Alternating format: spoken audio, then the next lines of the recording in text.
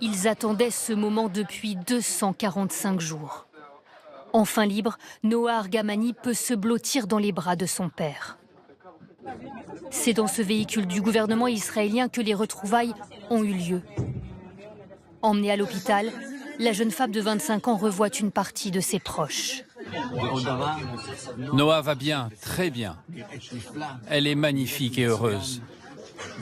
J'adresse des milliers de merci à tous ceux qui ont contribué à sa libération.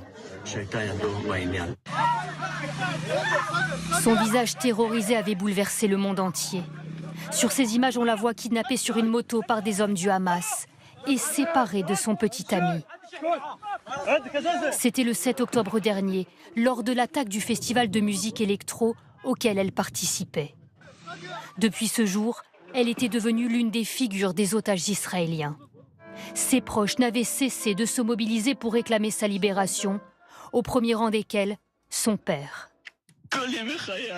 Toute ma vie, depuis sa naissance, j'ai essayé de la protéger, de la serrer dans mes bras, de la soutenir et de l'aimer.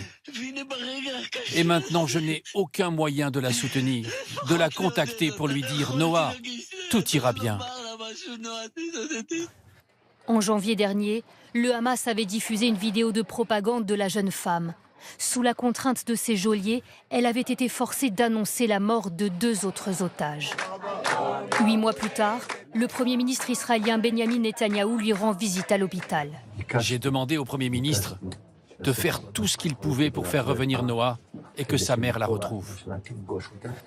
Vœu exaucé, Noah Argamani est désormais pris en charge dans le même hôpital que sa mère, atteinte d'un cancer en phase terminale.